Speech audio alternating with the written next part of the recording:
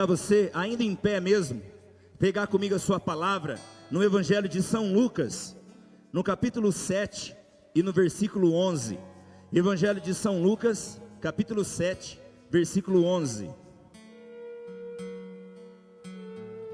Diga para quem está ao seu lado: prepara o teu coração, meu irmão, porque nessa noite é a noite do teu milagre, é a noite que Jesus vai pegar você de jeito. Fala para ele, não tem jeito mais. A partir de hoje, você nunca mais será a mesma pessoa. Amém? Quem crê, diga eu.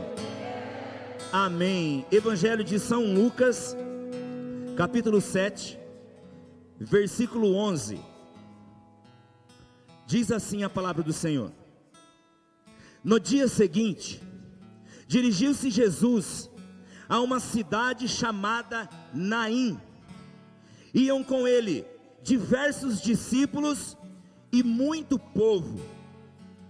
Ao chegar perto da porta da cidade, eis que levava um defunto a ser sepultado, filho único de uma viúva. Acompanhava muita gente da cidade. Vendo-a, o Senhor, movido de compaixão para com ela, disse-lhe: não chores. E aproximando-se, tocou no esquife, e os que levavam pararam.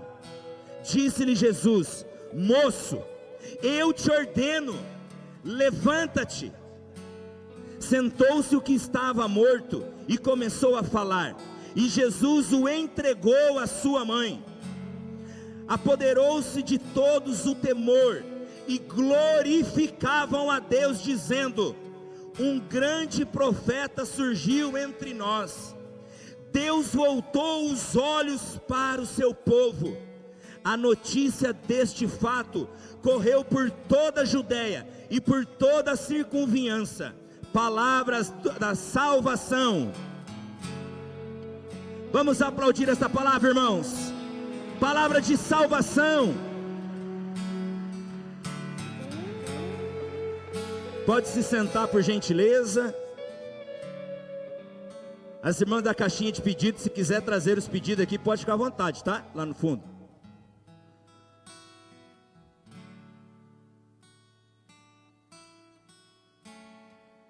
Olha para quem está do seu lado aí, pergunta se é a primeira vez que ele está vindo aqui.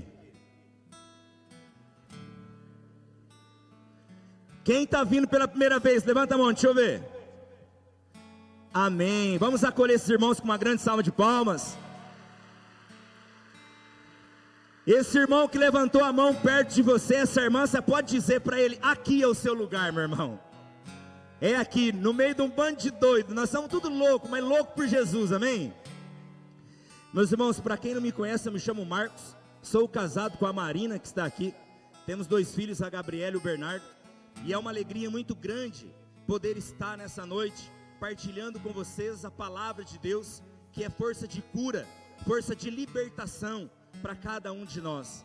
Nessa terceira noite do Tríduo do Impossível, nós que estamos vivendo esse trivo, pois quem se uniu a mim, diz o salmista, eu o livrarei e o protegerei. E o tema proposto nessa noite é: a compaixão do Senhor pode trazer vida aos nossos sonhos e aos nossos anseios. Diga comigo: a compaixão de Jesus pode trazer vida para mim, vida para minha casa, vida para os meus sonhos, vida para os meus anseios. É isso que o Senhor deseja realizar hoje, nessa noite: gerar vida em nós, nos ressuscitar, assim como Ele ressuscitou o filho da viúva de Naim. E é muito bonito quando nós olhamos para este texto da palavra de Deus aqui no Evangelho de São Lucas, porque São Lucas, a Bíblia, ela não menciona o nome desta mulher, mas menciona a situação que ela estava vivendo. E aí São Lucas vai dizer que ela era viúva. E é muito interessante, porque a viúva na época de Jesus passava por uma dificuldade, por um sofrimento muito grande na sua vida. uma vez que ela perdia o seu marido, que era o provedor da sua casa, o provedor da sua família, aquele que tinha a obrigação de sustentá-la, de tratá-la, ou seja, de garantir um futuro para ela, para a sua casa, para a sua família, para a sua geração. E nós percebemos então que esta mulher, que é viúva, que havia perdido o seu marido, ela não só agora perdeu o marido, mas ela também perdeu o seu filho. E detalhe, não é simplesmente um filho, mas é o filho único. Ela perdeu o seu filho único, ou seja, a perda se repete na vida dela. O processo de perda, o processo de dor, de tristeza, se repete na vida dela. Ela que um dia fez um caminho para sepultar o seu marido, agora ela está fazendo o mesmo caminho para sepultar o teu filho. E é muito interessante porque nessa época, quando a mulher ficava viúva, ela se fiava na vida do filho, porque o filho, dentro da cultura judaica, tinha o dever e a obrigação de cuidar da sua mãe. No entanto, ela vem e perde o seu filho, e esse processo de perda então começa a ficar muito pior na vida dela, se intensifica ainda mais. Eu fico imaginando, porque quando ela perde o seu filho único, ela está perdendo também a sua esperança, ela está perdendo as expectativas para a vida dela, para um futuro melhor, porque ela ia ficar sozinha, ela ia ficar desamparada, ela ia ficar sem o cuidado, sem o amparo. Naquela época não tinha recursos do governo, o governo não ia ajudar ela ia ficar sozinha. Quantas vezes na minha vida, na sua vida, o sofrimento parece que começa a se repetir na nossa vida. Às vezes o sofrimento se repete, a dor se repete, a perda se repete, a tristeza se repete. E quando a gente acha que já viveu de tudo, que não poderia chegar uma dor maior na nossa vida, aquela dor se repete, e muitas vezes com uma intensidade ainda maior. E quando essa dor, esse sofrimento chega na nossa vida, muitas vezes nós começamos a questionar Deus e dizer: Senhor, será que foi somente para isso que o Senhor nos fez, que o Senhor nos criou? É somente para sofrer? É somente para passar pela dor? É somente para sentir dor? Nós começamos a questionar Deus, porque essa mulher não perdeu somente o marido, mas ela perdeu o seu filho, porque muito pior do que perder o marido é perder o seu filho único. Eu sei, as duas dores dói perder os dois, mas era o filho único, e a dor se repete. Talvez no coração desta mulher o processo de cura já estava iniciando, talvez a dor, a ferida já estava se fechando no coração dela. Nós não sabemos quanto tempo se passou da perda do marido para a perda do filho, mas quando ela perde o filho, a ferida se abre novamente, e as dúvidas chegam no coração: eu vou ter que sofrer tudo de novo? É para isso que eu estou aqui nesta terra, para sofrer? Talvez eu esteja falando com pessoas aqui que hoje estão nesse sofrimento. Talvez você perdeu o seu marido, a tua esposa, perdeu a tua mãe, perdeu o teu pai. Talvez você perdeu um filho. Talvez você não perdeu ele fisicamente, mas talvez você está perdendo o seu cônjuge para as drogas, para os vícios, para o adultério.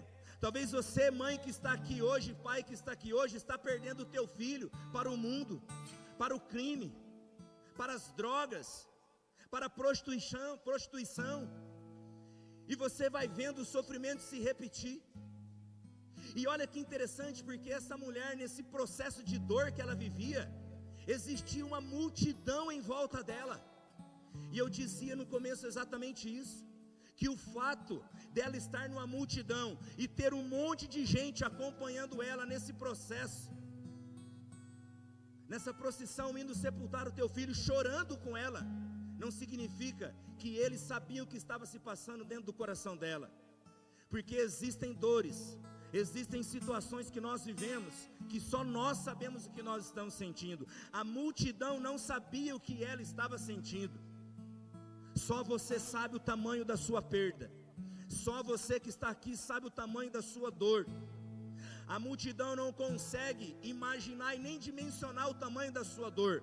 Mas eu quero dizer para você que Deus, na sua infinita bondade e misericórdia, movido de compaixão, Ele conhece profundamente o teu coração, e Ele se importa com você, e Ele trouxe você aqui nessa noite, porque movido de compaixão, Ele quer se manifestar na sua vida, gerar vida novamente no teu coração, nos teus sonhos, nos teus anseios, renovar em você a fé, a esperança, e levantar você nesta noite, uma criatura nova, com fé expectante, capaz de esperar o cumprimento das promessas dele na sua vida. E eu digo para você, pode ser que esse dia seja hoje, amém? Diga para quem está ao seu lado, pode ser que o seu dia chegou, meu irmão. Diga para ele, eu creio, é hoje, meu irmão. Pergunta para ele, você está feliz, meu irmão?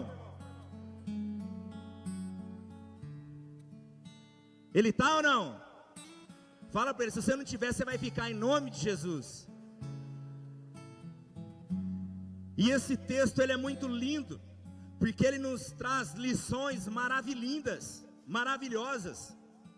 Se você ainda está com a sua palavra aí, no versículo 11, é onde vai começar o texto, aqui do Evangelho de São Lucas. São Lucas começa dizendo, no dia seguinte. Quando que este milagre aconteceu? No dia seguinte. E a expressão no dia seguinte nos remete, nos chama a atenção para o dia anterior. No dia anterior, Jesus havia realizado uma grande cura, um grande milagre na vida do servo do centurião. No entanto, o grande milagre que Jesus realizou no dia anterior, não impediu que ele realizasse um outro grande milagre no dia seguinte. O que eu estou tentando dizer para você é que, se Jesus já realizou um grande milagre na sua vida, no dia anterior, no dia seguinte, Ele deseja realizar um milagre ainda maior, porque com Jesus é assim. O milagre que Ele realiza hoje pode até ser grande, mas o que Ele vai realizar amanhã ainda será maior. E o que mais chama a atenção para nós aqui, é que no dia anterior, Ele curou o servo do centurião. No dia seguinte Ele não curou, mas no dia seguinte Ele ressuscitou. Diga para o irmão, o milagre do dia seguinte será maior, meu irmão. No dia anterior, meu irmão, Jesus curou a distância. No dia seguinte Ele não curou a distância, mas no dia seguinte Ele curou pelo toque das tuas mãos. No dia anterior Ele curou pelo poder da sua palavra. Por isso o centurião diz, Senhor, eu não sou digno que o Senhor entre na minha casa, diz apenas uma palavra. E pela palavra de Jesus ele foi curado. Mas no dia seguinte, não foi pelo poder da sua palavra, foi pela sua presença, pelo toque das tuas mãos. O dia seguinte, o milagre foi tão grande, foi tão maior, que a notícia repercutiu por muito mais longe, porque Ele deseja realizar este milagre na minha vida e na sua vida. O do dia seguinte será ainda maior. O que te deixaria mais feliz hoje? A cura do servo ou a ressurreição do filho da viúva de Naim? O que te deixaria mais feliz? A ressurreição? Porque a ressurreição é um milagre ainda muito maior. O que eu estou dizendo para você é o seguinte: pode ser que o milagre que você experimentou de Deus na sua vida antes pode até ter sido grande, mas o que você experimentar depois, o depois que Ele vai fazer na sua vida, será ainda maior. Talvez você já experimentou milagres na sua vida ontem, mas aquilo que Ele quer fazer hoje na sua vida é muito maior. Aquilo que você experimentar hoje não terá proporção com aquilo que Ele fará amanhã na sua vida, e no depois de amanhã, e na semana que vem, e no mês que vem, porque todo dia com Jesus é dia de milagre. Ele pode florescer a nossa vida, fazendo um novo acontecer, fazendo um milagre acontecer. O que eu e você precisamos fazer é abandonar a nossa vida inteiramente nele. Diga para o seu irmão aí, se abandone hoje em Jesus, meu irmão. Ah, Marcos, você não conhece a minha realidade. É verdade. Mas olha o que o texto vai dizer para nós, que no dia seguinte, Jesus ele sai de Cafarnaum e ele vai para a cidade de Naim. Ele percorre, segundo os historiadores, mais ou menos 47 quilômetros. Jesus anda 47 quilômetros para sair de Cafarnaum, para ir na cidade de Naim. Anda um dia inteiro a pé, com o propósito de chegar na vida de uma mulher que trazia no seu coração sofrimento, dor, choro, perda, para restituir o filho dela à vida. Eu quero dizer para você nessa noite, que não importa a distância do teu milagre, não importa o tamanho do seu problema, Jesus está disposto a ir ao teu encontro e mudar a história da sua vida, porque Ele tem poder e autoridade para isso. Jesus andou o dia inteiro para realizar um milagre na vida desta mulher, e Ele deseja andar na minha direção, na tua direção, para se cumprir os propósitos dEle na nossa vida. Ele chega na cidade de Naim. Naim significa cidade das belezas, cidade das alegrias, cidade encantadora, cidade graciosa. No entanto, Naim não era uma grande cidade. Na verdade, Naim era uma vila, um pequeno vilarejo. E nosso Senhor Jesus, Ele decide ir até Naim. É interessante que Naim é uma daquelas cidades que o poder público não quer ir, mas Jesus vai. Naim é uma daquelas cidades que o executivo não vai, mas Jesus vai. Naim é uma daquelas cidades que ninguém quer ir, que a sociedade não importa, que a elite social não importa, mas a palavra de Deus dizia que Jesus estava indo para Naim. Aonde estiver uma pessoa sofrendo, aonde estiver uma pessoa chorando, aonde estiver uma pessoa padecendo, sofrendo, Jesus está disposto a ir até este lugar. Pode ser que Naim hoje seja eu e você. Pode ser que a sociedade esqueceu de você, o poder público esqueceu de você, pode ser que os teus amigos esqueceram de você, pode ser que até a tua família esqueceu de você, mas nosso Senhor Jesus Cristo, Ele não esqueceu de você. Jesus, Ele não esqueceu de você, e Ele está disposto a ir até você e realizar o que for preciso na sua vida, porque você é amado, você é amada, e Ele conhece profundamente a sua história. Então dá um sorriso bonito para quem está do seu lado e fala: Jesus não esqueceu de você, meu irmão. Jesus não esqueceu de você, Ele está disposto a ir até você. E se você veio aqui, é porque você também está disposto, amém? E quando eu dou um passo na direção do Senhor, o Senhor também dá um passo na minha direção, e o encontro acontece, e o milagre acontece, e a cura acontece, porque a palavra de Deus nos diz no versículo 12, que ao chegar em Naim, Ele chegou na porta da cidade. Aonde Jesus chegou? Pensa comigo, em uma época que não existiam as praças. Pensa numa época que não existiam os parques nas cidades, que não existia shopping na cidade.